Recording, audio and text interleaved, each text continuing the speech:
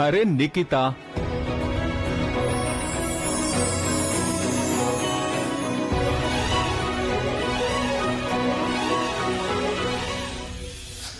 ఈ రోజే నాకు ఆయన వల్ల గోరింటాకు అంటింది.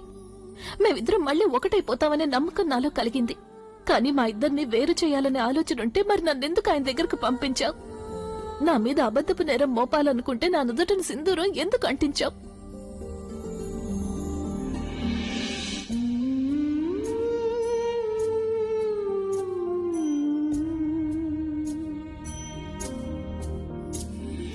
కానీ నాకు నమ్మకం ఉంది, ఈ ప్రపంచం నన్ను ఏమనుకున్నా సరే ఆయన మాత్రం నన్ను నిర్దోషిగానే అనుకుంటారు. నేను ఇలా చేయనని ఆయనకు ఖచ్చితంగా తెలుసు.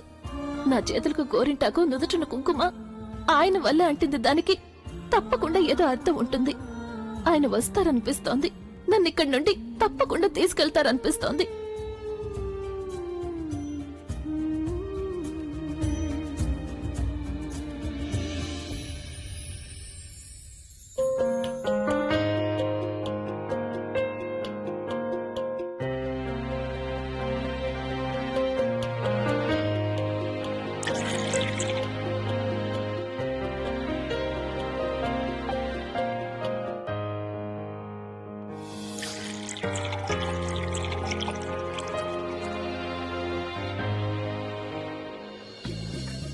అరే ఇదండి, ఏం చేస్తున్నాను?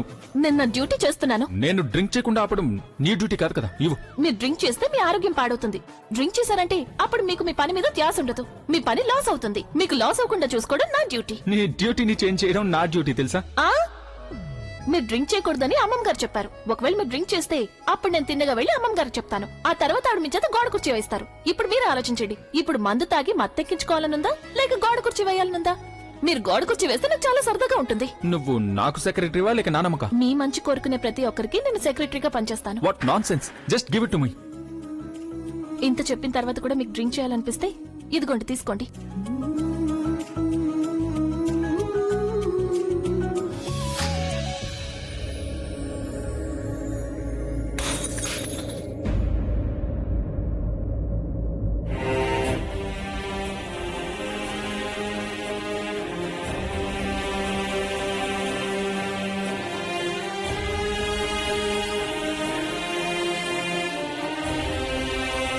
అసలు ఇదంతా ఏం జరుగుతుంది నాకేమీ అర్థం కావట్లేదు.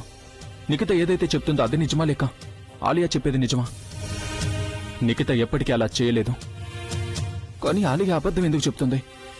అసలు ఏం జరుగుతుందో నాకేమీ అర్థం కావట్లేదు. ఇలా చూడమ్మా సరళ, నీ టెన్షన్ పూర్తయిపోయి నువ్విలా లెఫ్ట్ రైట్ చేయడం అయిపోయిందంటే ఇక పద పడుకుందాం. నేను పక్క సిద్ధం చేసేశాను. అత్తయ్య, నేనేవి టెన్షన్ పట్టం లేదు. అదే ప్రజ్ఞకోసారి నేను ఫోన్ చేసి అడుగుదాం అనుకుంటున్నాను అంతే అత్తయ్య. తను బయలుదేరిందా లేదా అని. ఒకవేళ బయలుదేరకపోతే ఎప్పుడొస్తుందో కనుక్కుంటాను. మీకు తెలుసు కదా అత్తయ్య, మందులు వేసుకుంటే నాకు మత్తుగా నిద్ర పట్టేస్తుందని. అప్పుడు తను తలుపు తడుతూనే ఉంటుంది, కానీ నాకు నిద్రలో వినిపించదు. నేనా భగవంతుని ప్రార్థిస్తున్నాను తను ఈ రోజు రాకుండా ఉండాలని. అత్తయ్య, ఎందుకు మీరు ఇలా మాట్లాడుతున్నారు?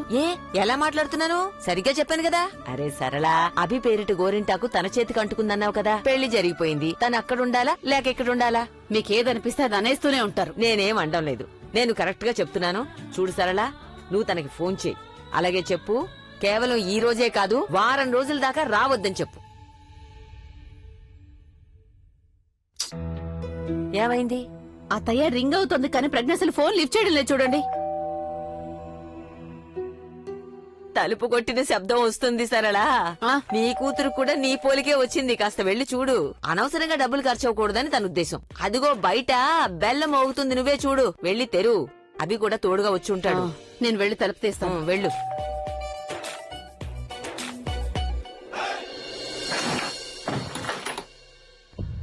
అరే, నువ్వింత రాత్రి వేళ మళ్ళీ ఎందుకొచ్చావు? ఇంతకీ ప్రజ్ఞ ఎక్కడుంది?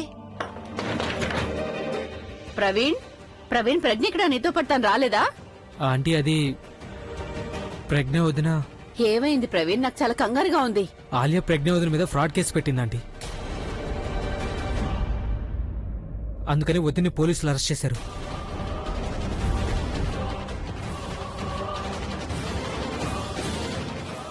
అభి కళ్ల ముందే తనని పోలీసులు తీసుకెళ్లారా? అయినా తనేమి చేయలేదా? మరి నువ్వేం చేస్తున్నావు అక్కడ? మాకెందుకు ఫోన్ చేయలేదు? అమ్మమ్మ, నేను ఆంటీని డ్రాప్ చేయడం కోసం వచ్చాను. నేను అక్కడికి వెళ్లేసరికి పోలీసులు వదిన్ని తీసుకుని వెళ్తున్నారమ్మమ్మ. అభి నాకు చెప్పాడు తను ప్రజ్ఞని జాగ్రత్తగా చూసుకుంటానని. అలాగే రాత్రికి తనే స్వయంగా ఇంటి దగ్గర దింపుతానని కూడా చెప్పాడు. ఒకవేళ అభి అక్కడే ఉంటే తన కళ్ళ ముందే. ఆంటీ నాకు కూడా ఏం అర్థం కావట్లేదు. అభి అసలు అలా ఎలా జరగనిచ్చాడు? తను పోలీసులను ఎందుకు ఆపలేదో తెలీదు. నాకేమనిపిస్తుందంటే ఇదంతా ఖచ్చితంగా ఆలియా వేసిన ప్లాన్ అయి ఉంటుందని. ఎందుకంటే తను అభి దృష్టిలో వద్దని పూర్తిగా దిగజార్చాలనుకుంటుంది. Here. Cheers to our victory. ఏమైంది? Why are you so sad? Alia నేనేమనుకుంటున్నానంటే గోరింటాక్ అయిపోయింది, ప్రజ్ఞ జైలుకి కూడా వెళ్ళిపోయింది. అయినా మనసులో ఎందుకు చాలా భయంగా ఉంది, మళ్ళీ ప్రజ్ఞ తిరిగి వస్తుందేమోనని. ఆమెను వెళ్ళేటప్పుడు తన అభిని ఎలా చూసి వెళ్ళిందంటే తనేదో చెప్పాలనుకుంటున్నట్టుగా అనిపించింది నాకు. అలాగే ఏ విధంగా అయితే నన్ను చూస్తుందో తెలుసా, నేను నిన్ను వదలను అని తను నాకు చెప్పినట్టుగా అనిపించింది. ఆలియా ఐమ్ టెల్లింగ్ యూ, మనం ఆ ప్రజ్ఞని లైట్ గా తీసుకోవడం మంచిది కాదేమో. స్వీరాట్, నువ్వెందుకు ఇంతగా టెన్షన్ పడుతున్నావు? చూడు, ఆ ప్రజ్ఞకి మొదటి నుంచి ఇంట్లో ఎలాంటి స్థానం లేదు. ఉన్నదాన్ని కూడా తను కాపాడుకోవడానికి ప్రయత్నం చేసింది. దాన్ని మనం ఈరోజు అంతం చేసాం, అవునా? So why do you worry so much? Just enjoy the drink. తను ఎంత ప్రయత్నించినా ఏమీ చేయలేని పరిస్థితిలో ఉంది. తన సోకాల్డ్ స్నేహం, తన సోకాల్డ్ కుంకుమ, వాట్ ఎవర్ భాగ్యం ఏదీ లేదు. ఒకవేళ తను మంచి చేయాలని ఆలోచించినా అప్పుడు కూడా నేను తన్ని చేయనివ్వను. ఆయన నువ్వు చెప్పింది నిజమే. వెళ్లేటప్పుడు నేను తన మొహం చూశాను. అన్నయ్యను చూసి తను ఏడుస్తోంది. కళ్ళల్లో కన్నీళ్లున్నాయి, బాధ ఉంది. యునో వాట్, నాకు అనిపిస్తోంది నువ్వు అలాగే నేను తనని కలవటం కోసం జైలుకు వెళ్లాల్సి ఉంటుంది. ఒక్కసారి ఆ ప్రజ్ఞను చూసి రావాల్సిందే. ఎవరిని? ప్రజ్ఞనా? Yeah, good one.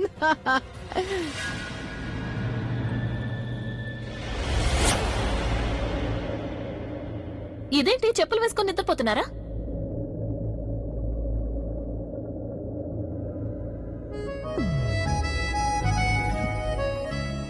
మీరెందుకు అలా చూస్తున్నారు? నేనే కదా. మీరేమనుకున్నారు? నేను ఇక్కడ లేకపోతే మీకు నచ్చినట్టు ఉండొచ్చు అనా? సరే సరే, నేను చెప్పులు తీసేస్తాను, ఆ తర్వాత పడుకోండి. లేదు, వద్దు.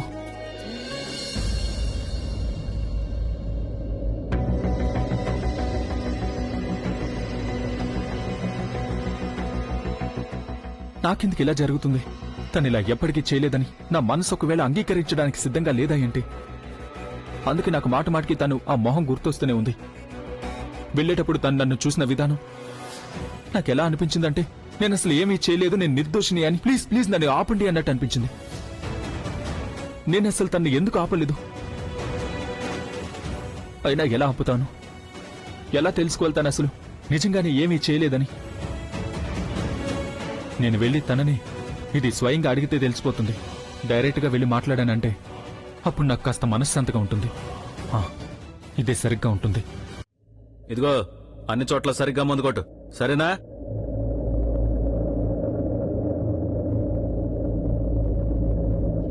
ఇదిగో అమ్మాయి, నిన్ను కలవడానికి ఎవరో వచ్చారు, బయటికి రా.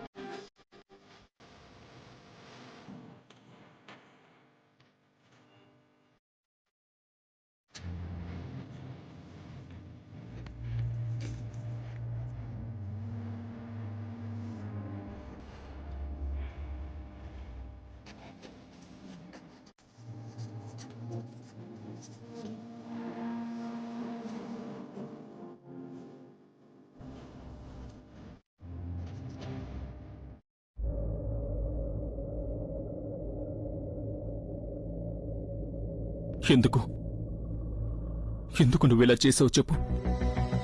నీ మీద అందరికంటే ఎక్కువ నమ్మకం పెట్టుకున్న నాకెందుకు ఇలా చేసావు? నేను నిన్ను నా పర్సనల్ సెక్రటరీని చేసుకున్నాను. ప్రతి క్షణం నీకు తోడుగా అండగా ఉన్నాను. ఈ రోజు వరకు నేనెవ్వరికీ ఇవ్వనన్ని హక్కులు కేవలం నీకే ఇచ్చాను. ఫ్యామిలీ మధ్యలో ఫ్యామిలీ మెంబర్ లాగా మార్చేశాను నిన్ను. నీ ఫ్యామిలీని కూడా నా ఫ్యామిలీ అనుకున్నాను. మరెందుకు? నీకు తెలుసా, ఈ రోజు వరకు ఎవరు దూరమైనా నాకు ఇంత బాధగా అనిపించలేదు. కానీ ఈరోజు నువ్వు వెళ్ళిపోతుంటే అనిపించింది. ఎందుకో తెలుసా? ఎందుకంటే ఈ రోజు వరకు నేనెవ్వరిని నాకింత దగ్గరగా రానివ్వలేదు. దూరం అయితే ఆ బాధ భరించలేనని. అయినా దూరంగా వెళ్లిన బాధ కంటే నాకెందుకు ఎక్కువ బాధగా ఉందంటే, నువ్వు నా నమ్మకాన్ని వమ్ము చేశావా? ఎందుకు? నాకసలు అర్థం కావట్లేదు. నేను ఏ విషయం మీద నమ్మకం ఉంచాలని. నువ్వు నాకేదైతే చెప్పావో అది నమ్మాలా, లేక నేను నా కళ్ళతో చూసింది నమ్మాలా? మీరు నా కళ్ళల్లోకి చూసి చెప్పండి. నేను మిమ్మల్ని మోసం చేయగలనని మీకు అనిపిస్తోందా? మీకు నాలో స్నేహితురాలికి బదులుగా ఒక దొంగ కనిపిస్తోందా? తోడుగా ఉండే నేస్తానికి బదులు నాలో మోసగత్తి కనిపిస్తోందా? మీకిప్పుడు నా కళ్ళల్లో నిజం తప్పించి కేవలం అబద్ధాలే కనిపిస్తున్నాయా? నా గురించి నేను మీకేమీ చెప్పాలనుకోవడం లేదు, ఎందుకంటే నా దగ్గర ఎలాంటి ఆధారము సాక్ష్యము లేదు కాబట్టి. కానీ అందరూ అంటూ ఉంటారు, కళ్ళు మనిషి మనసుని అద్దంలో చూపిస్తాయని. మీరు నా కళ్ళల్లోకి చూడండి, నా మనసులో ఉన్న నిజం కనిపిస్తుంది. నేను మీకు దూరంగా వెళ్ళిపోతున్నందుకు మీకు బాధగా లేదు. మీకెందుకింత బాధగా ఉందంటే, ఎక్కడో ఒక విధంగా మీకు కూడా తెలుసు, మనం ఒకరి కోసం ఒకరు పుట్టామని, ఒకరి నుండి ఒకరు దూరంగా ఉండలేవని. నా కళ్ళల్లోకి చూసి చెప్పండి, మీకు నిజంగానే అనిపిస్తోందా నేను మిమ్మల్ని మోసం చేస్తాను అని? మోసం చేయడం కాదు కదా, కనీసం నేను మీకు అబద్ధం కూడా చెప్పలేను, ఎందుకంటే నేను మిమ్మల్ని ప్రేమిస్తున్నాను.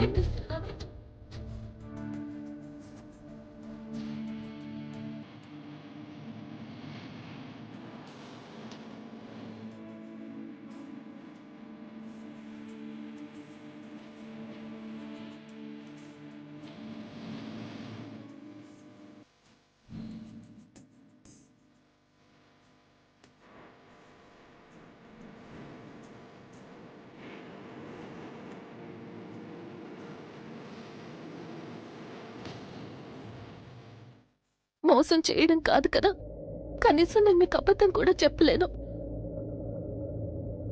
ఎందుకంటే నేను మిమ్మల్ని ప్రేమిస్తున్నాను.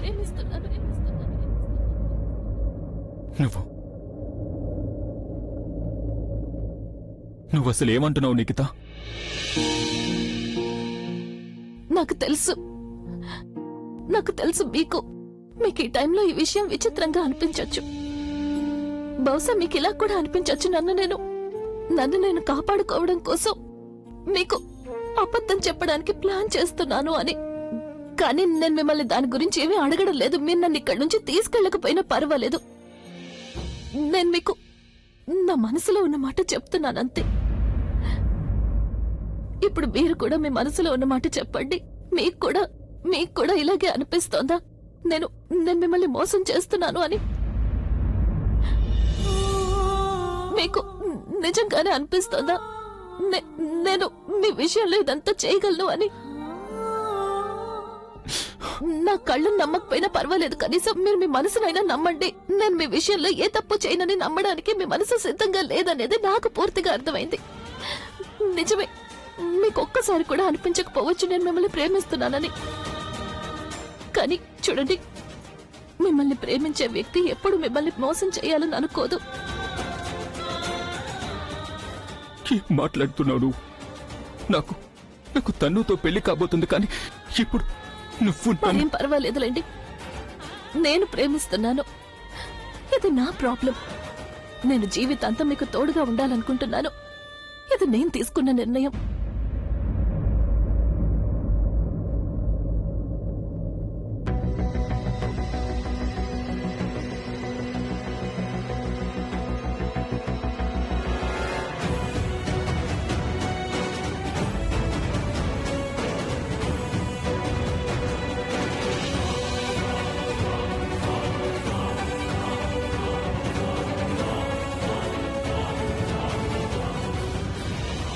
నేను మిమ్మల్ని ప్రేమిస్తున్నాను. దానికి బదులుగా నాకు ఏమీ అవసరం లేదు. మీరు కూడా నన్ను ప్రేమించాలి లేదా నన్ను పెళ్లి చేసుకోవాలని నేను అడగడం లేదు. మీరు నన్ను నమ్మితే అంతే చాలనుకుంటున్నాను.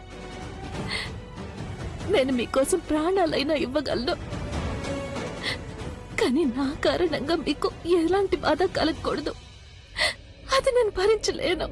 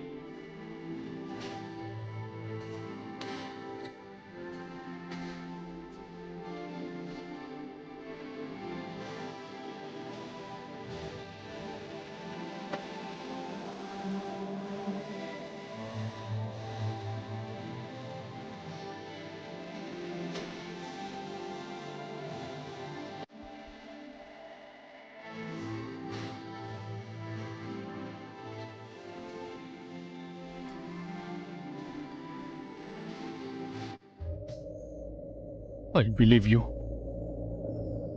నాకు నీ మాటల మీద నమ్మకం ఉంది. నువ్వు నా నమ్మకాన్ని ఎప్పటికీ వమ్ము చేయవని నాకు తెలుసు. నాకు తెలుసు నువ్వు నన్ను ఎంతగానో ప్రేమిస్తున్నావని. నీ నిజాయితీ నీ మాటల్లో నీ కళ్ళల్లో నాకు కనిపిస్తుంది. ఇక ఒక విషయం నువ్వు కూడా తెలుసుకో. ఒకవేళ నా మ్యూజిక్ తర్వాత నేను ఎవరినైనా ప్రేమిస్తున్నానంటే అది నిన్నే. మా నాన్నమ్మ తర్వాత నాకెవరి మీదైనా నమ్మకం ఉందంటే అది నీ మీదే.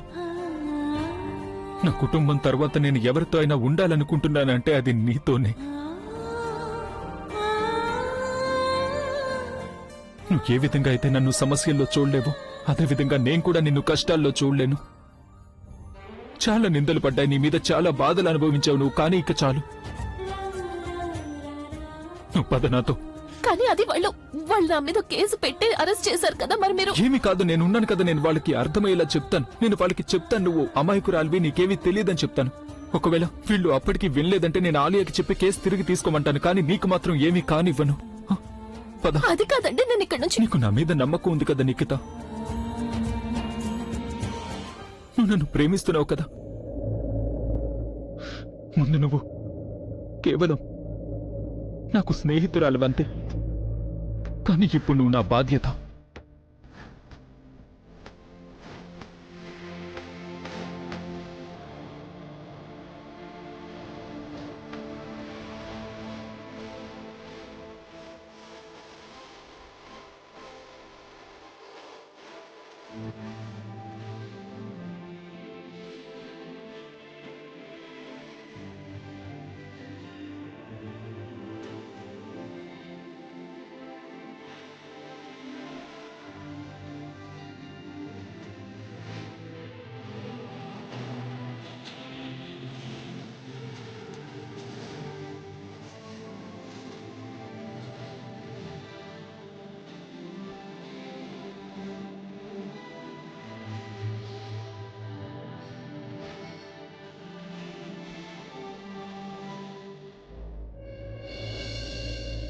ఇదిగో అమ్మాయి, ఆగు. ఒకసారి చెప్తే అర్థం కాదా నీకు? ఎక్కడికి వెళ్తున్నావు? ఆయన నన్ను తీసుకెళ్ళడానికి వచ్చారు కదా, అందుకని నేను. ఎవరు తీసుకెళ్ళడానికి వచ్చారు? ఇలాగే అనిపిస్తుంది. ఎవరైనా ఇక్కడికి వచ్చిన తర్వాత బయటికి వెళ్ళడానికి కలలు కంటూ ఉంటారు. పదా, నాకు ఇప్పుడు అంత టైం లేదు. మనం ఇటువైపు వెళ్ళాలి. మేడం మీరు వెళ్ళి కలవచ్చు, కానీ కేవలం 5 నిమిషాలే.